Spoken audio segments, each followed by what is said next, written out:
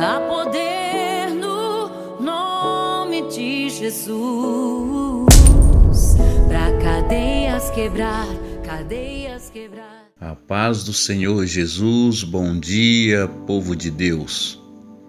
Hoje chegamos no 32º dia do nosso propósito de oração, rompendo cadeias e quebrando grilhões.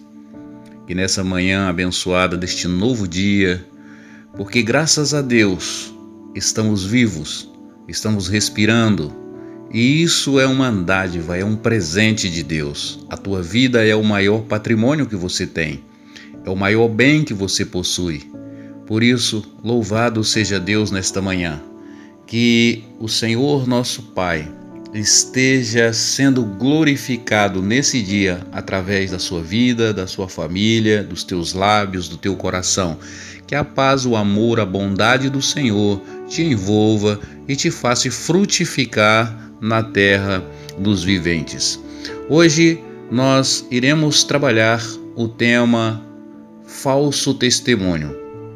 Esse pecado é mais um dos pecados que aprisiona a humanidade, dos pecados que fazem com que nós vivamos uma vida de reprovação diante de Deus.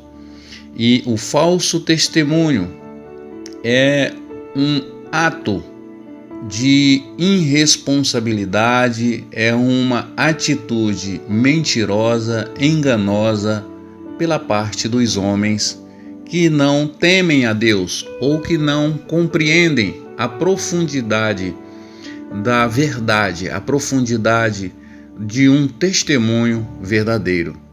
Falso testemunho, no aspecto jurídico, ele significa testemunho que busca alterar a realidade ou a verdade dos fatos, especialmente numa circunstância de crime.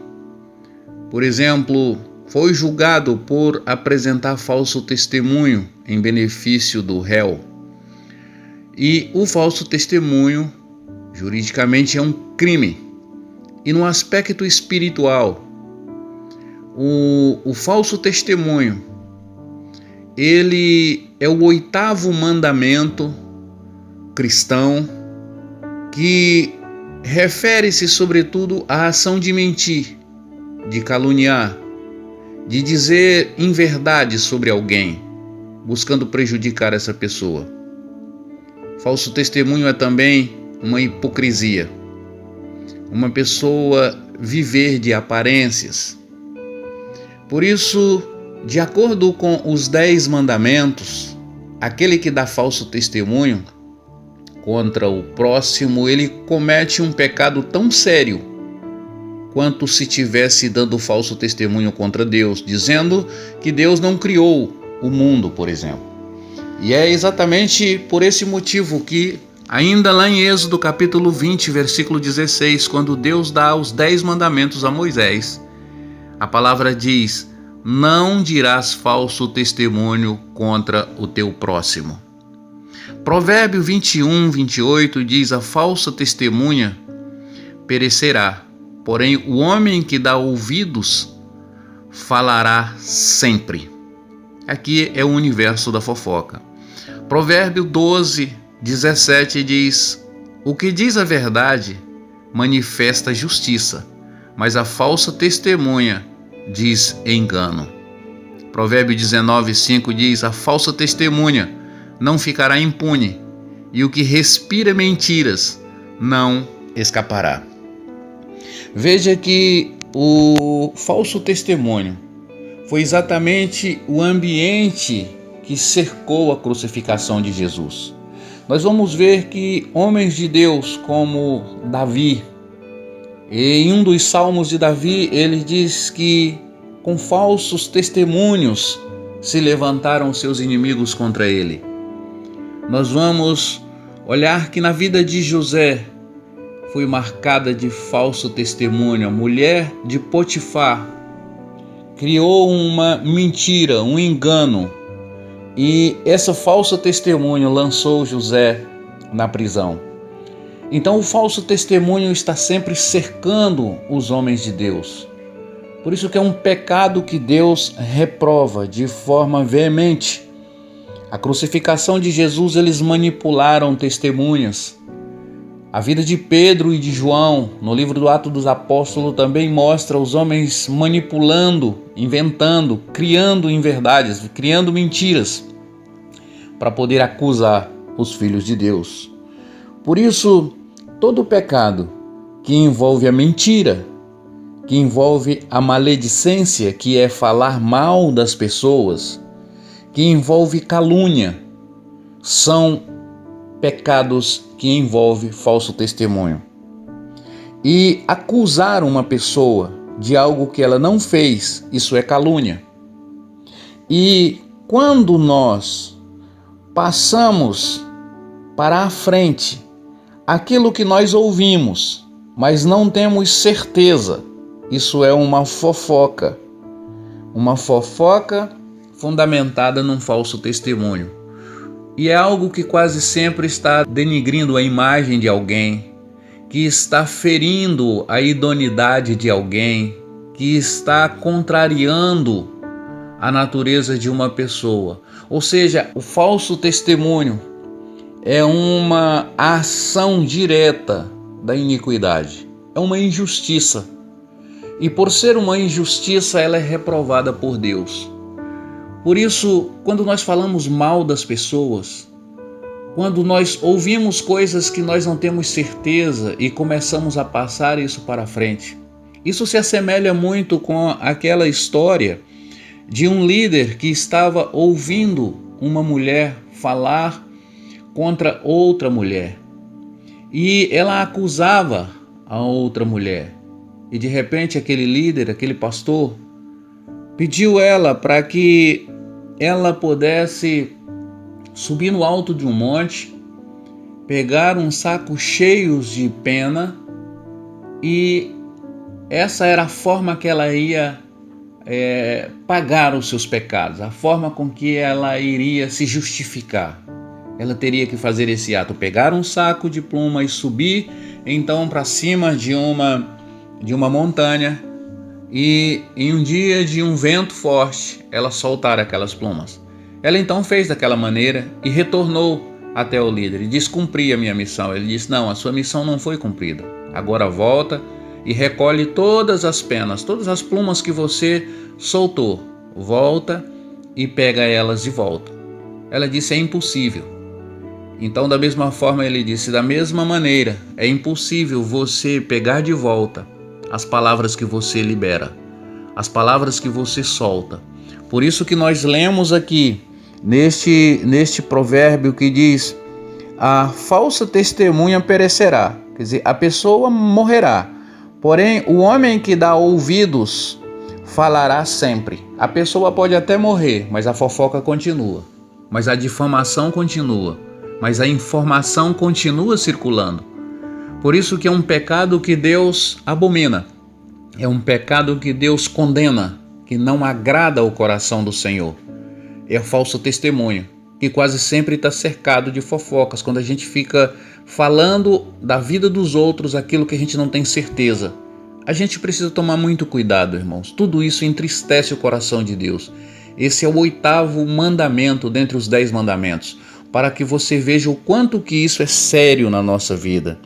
Existe um pensamento que diz: tem 3 coisas que nunca voltam atrás: a pedra atirada, a flecha lançada e a palavra dita.